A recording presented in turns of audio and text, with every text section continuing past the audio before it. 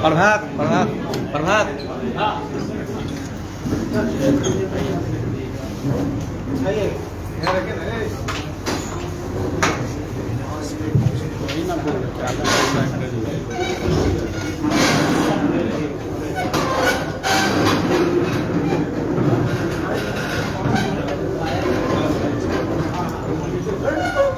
हाँ सर, ये फ्रेम दिए हुए कांग्रेस पीसी का, इसको रिकॉर्ड कर लीजिए ना, शुरू हो रहा है।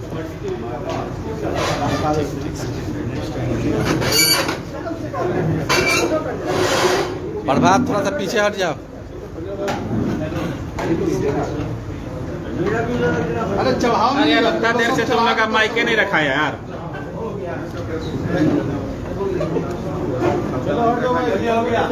धीरे थोड़ा पीछे करो तो। हाँ हाँ, रखा गया है।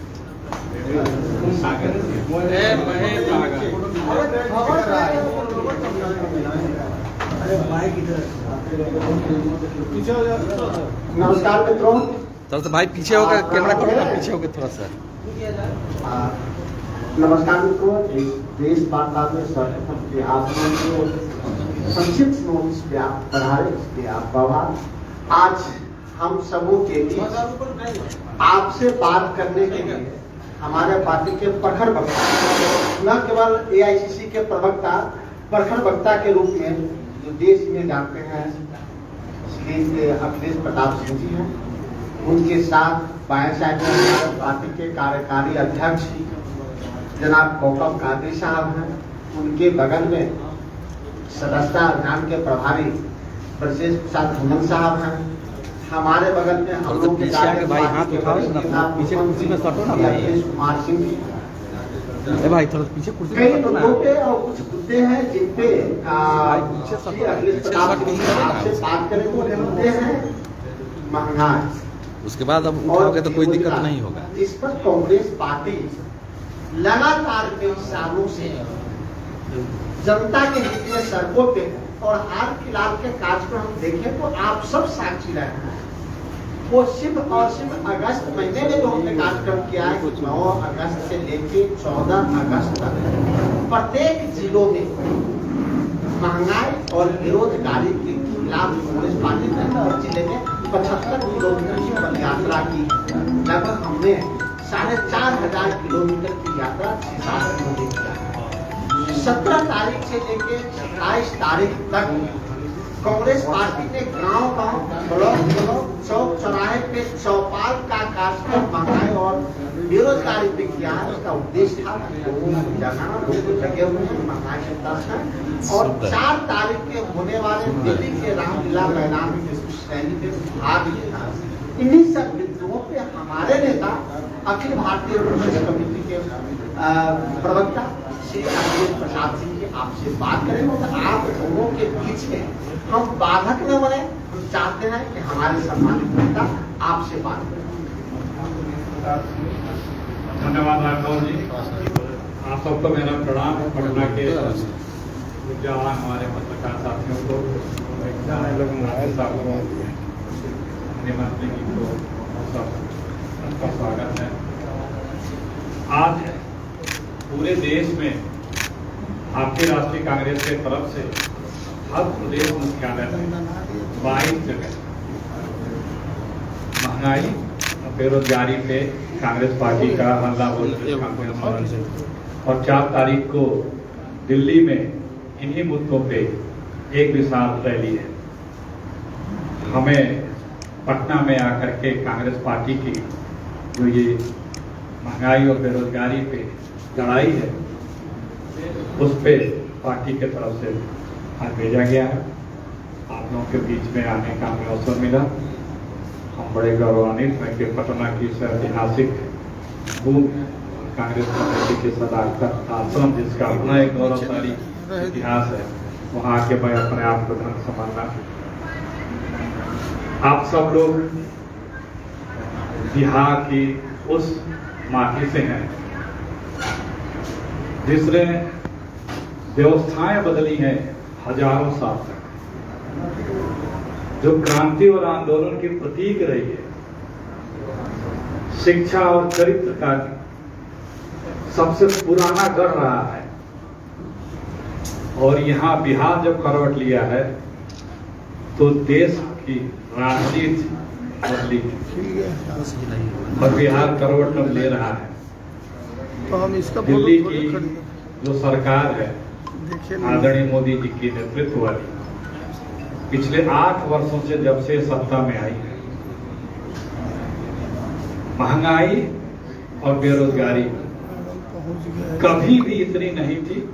और दुख की बात यह है कि यह सरकार इसको स्वीकारने को भी तैयार नहीं है और इसको कम करने को भी कोई कदम उठाने को तैयार नहीं है। अब आप देखिए, महंगाई ऐसी चीज है कि कोई भी व्यक्ति हो, सामान्य हो, गरीब हो, मध्यम वर्ग हो, रईस हो, अधिकांश रईस हो, उससे बिना प्रभावित हुए रह ही नहीं सकता। और ये सरकार तो जो महंगाई, जो बेरोजगारी है, इस सरकार का क्रिएशन है। हम दो और हमारे दो के नाम से सरकार जानी जाती है। हम दो दिल्ली में राज कर रहे हैं और उनके दो जो हैं वो एक महंगाई है और एक बेरोजगारी है। उन दोनों की देन है महंगाई बेरोजगारी, और वो दो लोग इसको नियंत्रित करने का भी प्रयास नहीं कर रहे हैं। जो सरकार दूध पे, दही पे, घी पे, मक्खन पे, आटे पे, रोटी पे, कपड़ा पे जबरदस्त टैक्स लगा दे, तो आप समझिए कि ये गरीब का, सबसे जो तबका गरीब का होता है, उसके ऊपर कितना बड़ा प्रहार है कि जो ये सामान्य चीजें, जो रोजमर्रा की चीजें हैं, जहां हर व्यक्ति को जरूरत है, बच्चे, बूढ़े, जवान, सबको इसकी आवश्यकता है। ये देश दूध घी की नदियों का देश जाना जाता है, वहां पे इस पे जो सरकार टैक्स लगा दे तो कितने निष्ठुर सरकार होगी। उसे किसी जनता के दर्द से कोई मतलब नहीं है।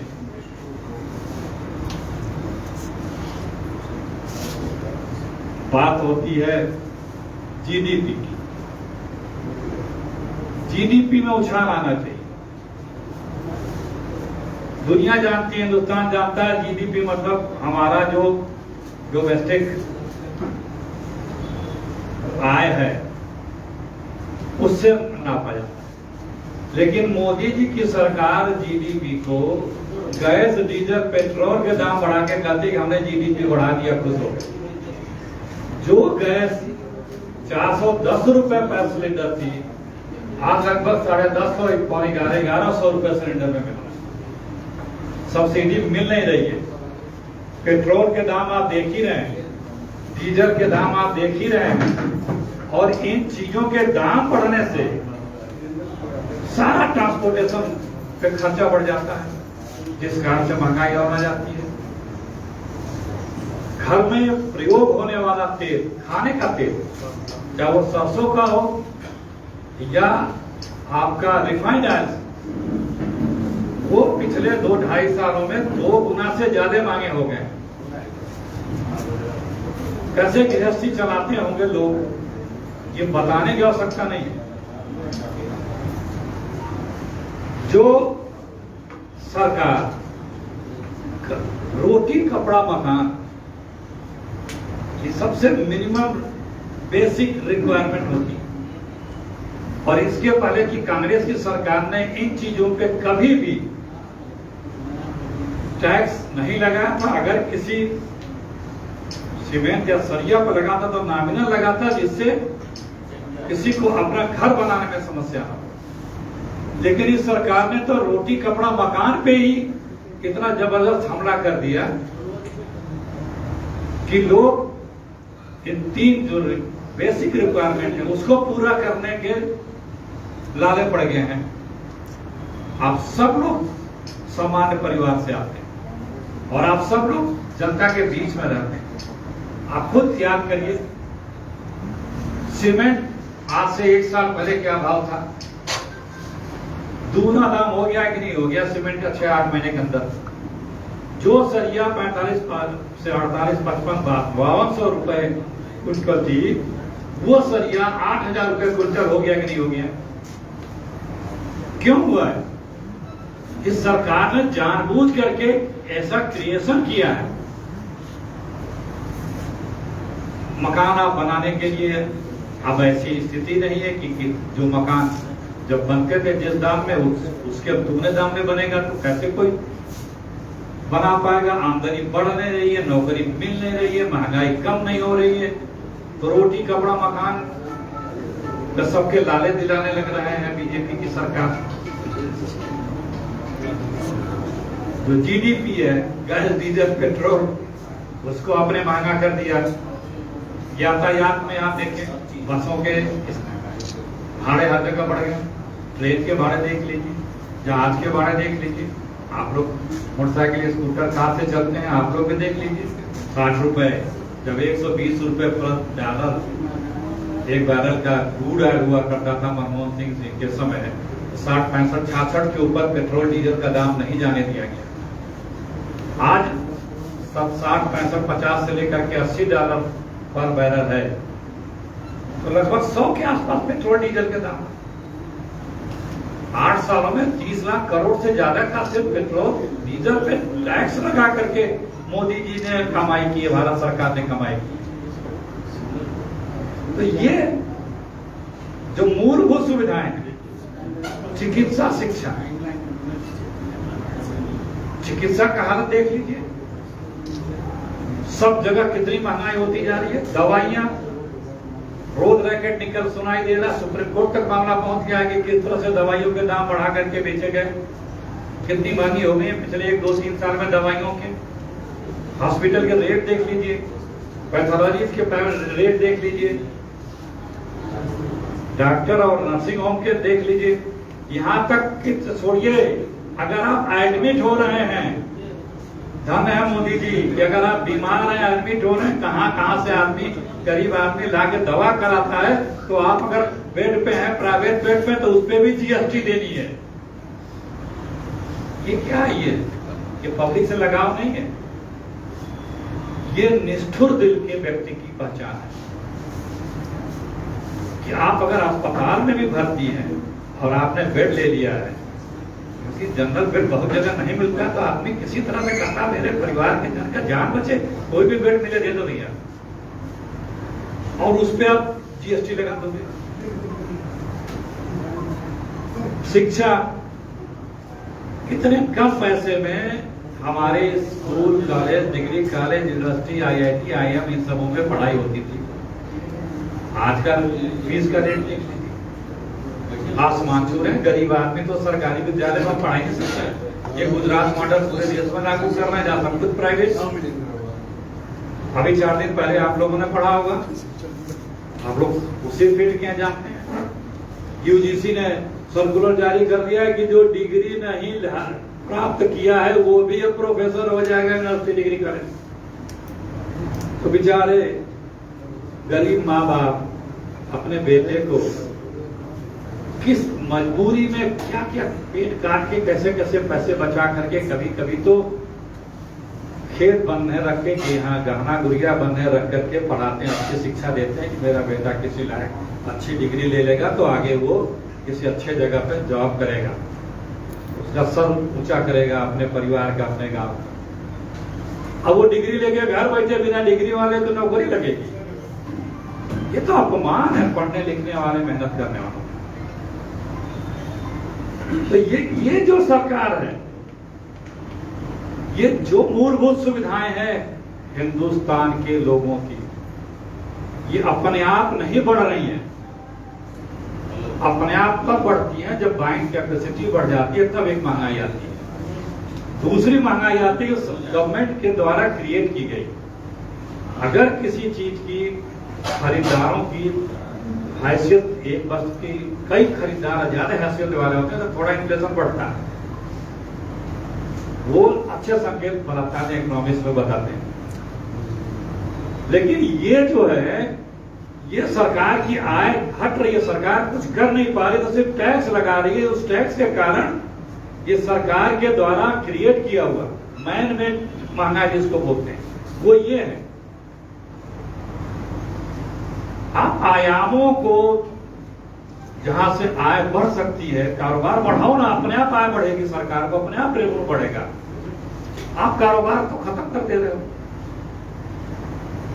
तो ये न करके आप लोगों पे टैक्स बढ़ा करके अपने जरूरत सरकार चलाने के लिए, और इतना ही उतने में भी जरूरत पूरी नहीं हो पा रही है। 2014 तक इस देश पे हर प्रकार का टैक्स लेकर के 54 लाख करोड़ रुपए टैक्स था, बकाया कर्जा भारत सरकार ने 2014 तक 54 लाख करोड़ का लिया था। आदरणीय मोदी जी ने 8 वर्षों में 101 लाख करोड़ रुपया कर्जा लिया। तो 54 लाख करोड़ वो और 101 लाख करोड़ ये, आज इस देश पे 155 लाख करोड़ रुपया कर्जा है। 155 लाख करोड़, क्योंकि आमदनी सरकार की खत्म हो रही है। बड़ा सीधा सा व्यवहार है आमदनी का। जितना कारोबार बढ़ेगा उतना तरह तरह के सरकार के जो टैक्स है, वो टैक्स में सरकार को अपने आप गेन होता जाएगा, लोगों का विकास होगा, सरकार का फायदा होगा। लेकिन जब आप लोगों के विकास को, लोगों की आय को मार दोगे तो सरकार को फायदा कहां से होगा? और यही मोदी जी कर रहे हैं। बस 2 लोगों का विकास हुआ है, वो जो 2 है ना, बंबई वाले और गुजरात वाले, 2 सेठ जो हिंदुस्तान में जिनकी रैंकिंग गिनी जाती थी तो दुनिया का नंबर 1, हिंदुस्तान के पैसे खत्म हो गए, लोगों की आमदनी घट गई, उनकी मोदी जी के राज में बढ़ गई। जब 2014 में कांग्रेस की सरकार जब करती तो प्रति व्यक्ति पे जो कर्जा था, जो मैंने बताया 54 लाख करोड़ रुपए, वो मात्र 45,000 रुपए एक व्यक्ति पे कर्जा था 54 लाख करोड़ के हिसाब से। और आज 2022 में सम्मानित मोदी जी के नेतृत्व में प्रति व्यक्ति 1,09,000 रुपए कर्जा है।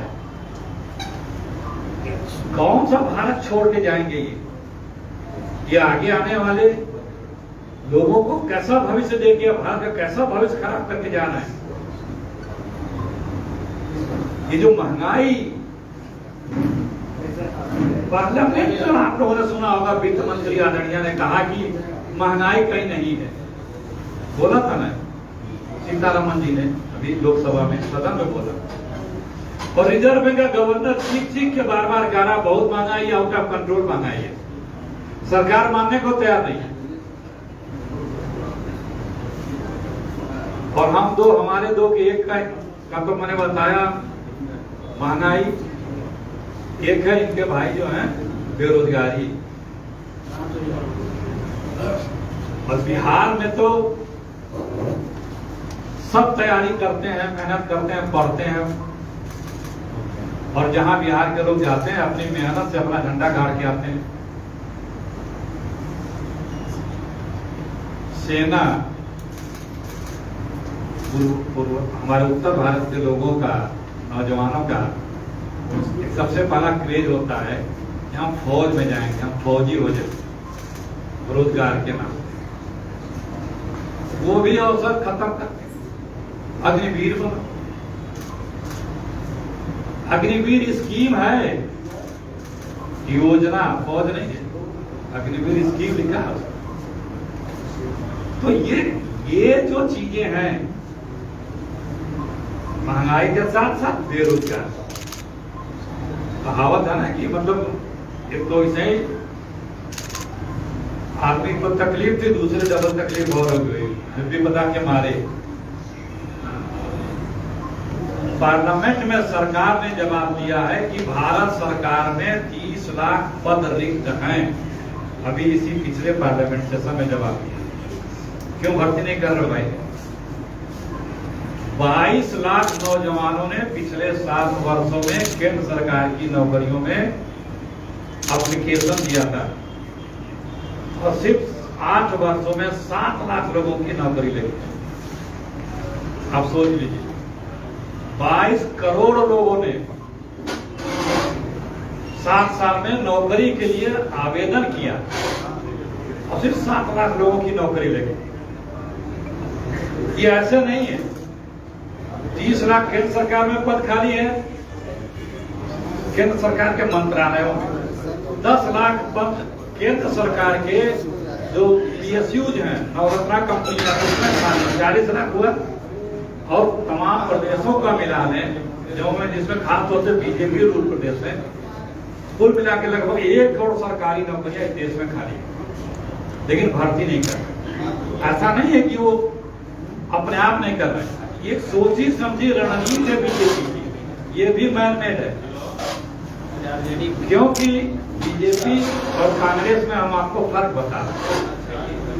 कांग्रेस कुछ भी चाहती है, करती है, तो कांग्रेस का लक्ष्य ये होता रहा पिछले वर्षों में, जब से कांग्रेस सत्ता में रही है, 70-75 सालों में आपने देखा है कि उसका लक्ष्य होता है कि हम व्यक्ति को अस्थायित्व चीजें दें और अधिकार दें। आपके पास अगर अस्थायी कुछ होगा तो आप अपनी फ्यूचर प्लानिंग कर लेंगे। 30 साल की नौकरी पक्की हो गई, कितना तनख्वाह मिल रहा है, कितने में मेरा घर चलेगा, कितने में हम घर बना लेंगे या कुछ और योजना कर लेंगे। लेकिन जब आप दिन रात दिहाड़ी के मजदूर होंगे तो आप क्या योजना बनाएंगे?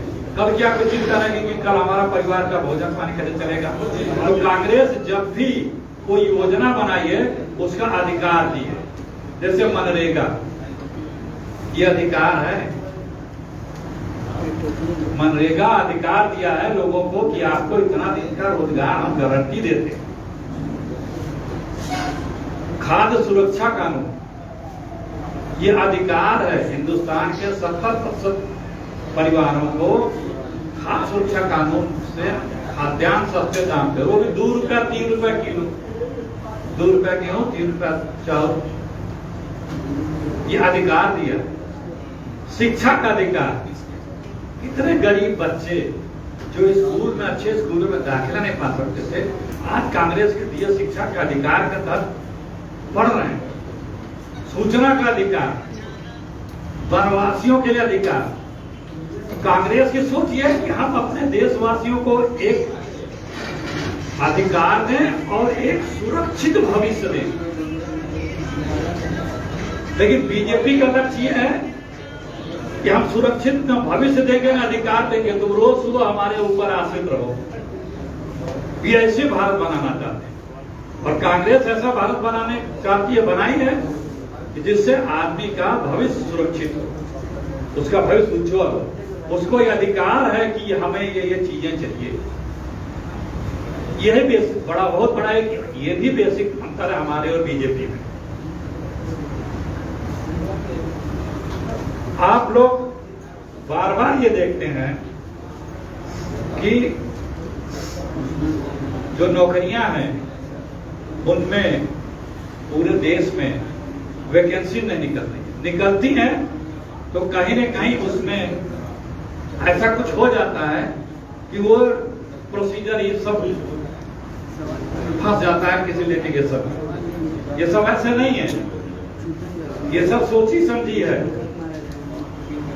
लोग बार बार कभी कभी बीजेपी वाले या कुछ एक्सपर्ट ये बताते हैं कि ये इसलिए बीजेपी कर रही है क्योंकि उसके पास फाइनेंशियल कमी है।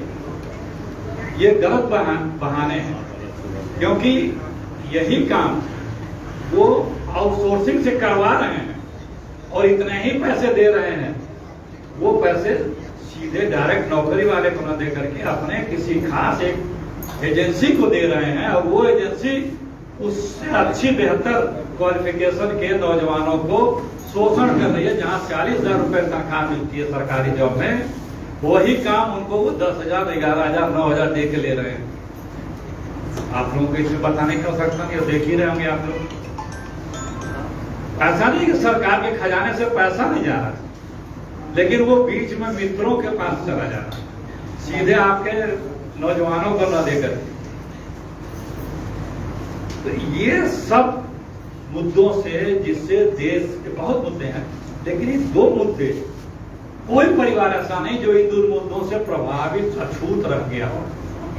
और आज जरूरत है इस देश पे बोझ बनी बीजेपी की, दिल्ली की बीजेपी की सरकार आदरणीय मोदी जी को, वो जब जाएगी तभी ये चीजें दूर होंगी। और इस बार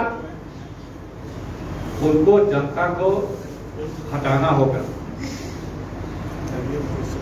जनता को यह समझना होगा कि आपके हित की, देश के हित की कौन पार्टियां हैं और कौन सिर्फ अपने हित के लिए है।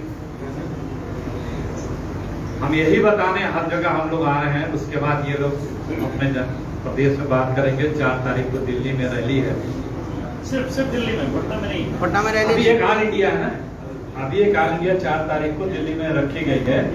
लोग जाएंगे, मोटा-मोटी क्या टारगेट? वो प्रदेश अध्यक्ष जी तैयारी कर रहे हैं। उसकी आज उसकी बैठक भी है लखनऊ, दिल्ली में 3 बजे।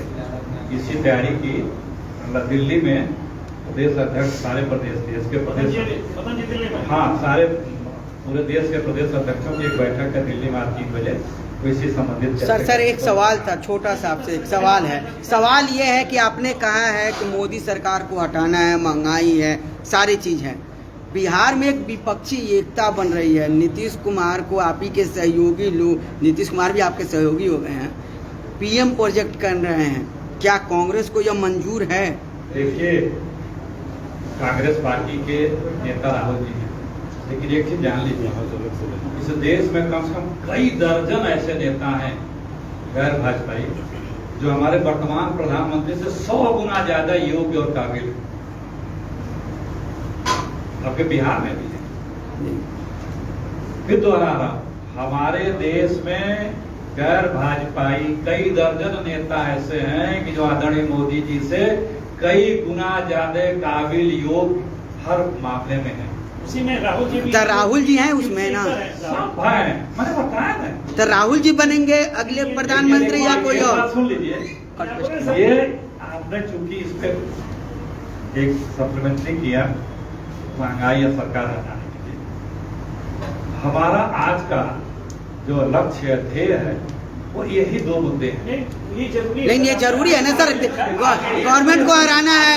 बिहार नेतृत्व दिया है सर, जेपी जैसे लोग जो हैं, जेपी। आपका भी तो होना चाहिए। अखिलेश जी, कहना ये है कि 2014 का चुनाव हो या उसके बाद के विधानसभा कई राज्यों का चुनाव हो या फिर 2019 का चुनाव हो, आप मुद्दों को उठाते रहे, कांग्रेस मुख्य विपक्षी दल की भूमिका निभाते रही है, लेकिन जनता आपसे कनेक्ट नहीं हो पा रही, जो सच्चाई है। वोट बैंक मतलब वोट के देखा जाए, एक ऑप्शन आया है सामने नीतीश कुमार का चेहरा को लेकर के, जिसको लेकर के आपके यहाँ प्रभारी ने भी कहा था कि शुरुआत में कि अगर नया संकल्प लेने की जरूरत पड़ेगी तो कांग्रेस लेगी। तो क्या कांग्रेस इस स्थिति में है कि कोई अगर नया प्रोजेक्ट आता है तो समर्थन करे? हाँ जी बोलिए। ये जो मुद्दे हैं, इन्हीं मुद्दों से बीजेपी जाएगी। भले हमें बीजेपी को सत्ता से बेदखल करना, कब तय करेंगे? क्योंकि मुद्दे महत्वपूर्ण हैं। हमारा देश, देशवासी, हमारे नौजवान, किसान, महिलाएं, इनके हित की पहले लड़ाई लड़नी। ये पूछ रहे हैं, बीजेपी को हराने के बाद सुनिए, तब आपको बता देंगे। ये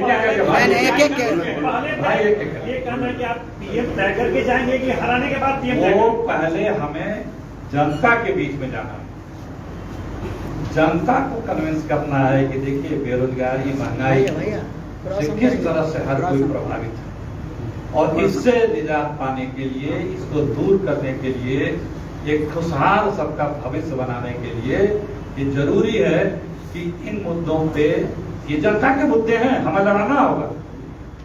सब लोग लड़ रहे हैं, लोगों को, जनता को कन्विंस करना होगा। महत्वपूर्ण ये है, कौन क्या कब बनेगा ये सेकेंडरी है। नहीं, ये तो सर ये आपके लिए। सर एक सवाल था मेरा, एक मिनट। सवाल ये है कि राहुल गांधी को आपने 2 बार आजमाया, 14 में, 19 में आजमाया, अब आगे फिर आजमाएंगे। बीजेपी अडवाणी को बदल देती है, आप राहुल को बदलेंगे? एक सवाल मेरा है, अभी आप बहुत, अरे भाई रुक जाइए, आप पूछिए भाई, आप ही का जवाब देना मेरे भाई, एक करके छोटा सा सवाल है जी। कि आप स्पष्ट कर दीजिए कि 2024 की कांग्रेस की रणनीति क्या हो? हमारी रणनीति है, हम इन मुद्दों पे जनता को पहले जागरूक करेंगे, जनता को एकदम एकजुट करेंगे और इस सरकार को पूरी तरह हराएंगे। पहला लक्ष्य है। अरे भाई ये लक्ष्य आपका पिछले चुनाव में चेहरा आउट। फायदा नहीं हुआ आपको। अखिलेश जी तो इसके क्या लिए प्रयास आप ही छोड़ दे? तो अभी कुछ नया नहीं, चेहरा ये आएगा तो क्या कर तो पहले? रहे हैं, हम लड़ाई तो लड़ रहे हैं ना। अखिलेश जी अगर हम जनता के बीच में जनता के मुद्दों पे बात कर रहे हैं। छोड़िए, हमको बना ये दीजिए। प्रयास करने से सफलता मिलती है। प्रयास से सर आप लोग कर रहे हैं। गुलाम नबी आजाद ने पार्टी छोड़ दिया, कई लोगों ने पार्टी छोड़ा और कहा कि पारिवारिक पार्टी बन गई है कांग्रेस। एक बात सुन लीजिए भाई मेरे, पारिवारिक पार्टी कौन? कि हम आप पूछेंगे, हम इन दो मुद्दों से अलग नहीं हैं। इसमें प्रयास करने का कोई फायदा नहीं हमारा। और हमारा आप लोगों से एक मिनट, हमारा आप लोगों से अनुरोध है कि देखिए ये मौजूद मुद्दे हैं, इसको आप लोग सपोर्ट करिए, फेवर करिए, इसको आसान अखिलेश यादव ने कहा कि अस्थायी तौर का कांग्रेस अस्थायित्व की ओर बढ़ती है। आपने कहा अभी, आप ये बताइए हमने कि कहा तो उदाहरण दिया। ठीक है, ये आपका मुद्दा है, लेकिन आपकी कांग्रेस ही एडवोकेजम पर चल रही 3 सालों से। दिल्ली में भी यहाँ पर ये एडवोकेजम पे और वही ठिकान करिए या फिर संविधान में यहाँ के कार्यकारी अध्यक्ष 1 साल से हैं। दिल्ली की वही हाल है। कब आप आइएगा? एडवोकेजम कब हटेगा? और सर एक मिनट, एक और सवाल, इस एडवोकेजम से आप कैसे भाजपा से सरिता से आप हमारी बात हमसे कर रहे हैं। हम सुन तो लीजिए, आप हमारी बात हमसे कर रहे हैं, हम जनता की बात कर रहे हैं। तो हम तो आप ही की बात कर रहे हैं। आपने भी कहा कि सुनिए बिहार सुनिए बिहार एक मिनट सुन लो। कैसे करेंगे आप? हम सीधा करने नहीं बैठे आप। अरे मेरी बात, आपने सवाल का जवाब दिया, पूछा, मैंने जवाब दिया। आप हमारी बात कर रहे हैं, कांग्रेस में कब आएगा? हम जनता की बात कर रहे हैं। सर पहले आप होंगे जवाब तभी मेरा हो जनता की गया। बात ठीक है। राष्ट्रीय बिहार कांग्रेस भैया पहले आप बाला को सर, आप बोले आप कि जवाब देना ही नहीं चाहते। सर आप बोले कि पहले हमारी पॉलिसी होगी कि बीजेपी को हटाना है। सर जनता तो जानना चाहते हैं कि अगर नरेंद्र मोदी हटते हैं तो किसके लिए हटेंगे? मतलब कोई चेहरा कौन वो मैंने चेहरा? आपको बताया ना कि उनसे योग गैर बीजेपी दलों में आपको बिहार में दर्जनों नेता हैं। समय आ गया आप लोग, और ये आप लोग मासूम के करते मानते भी हैं। समय आ गया। बहुत बहुत धन्यवाद।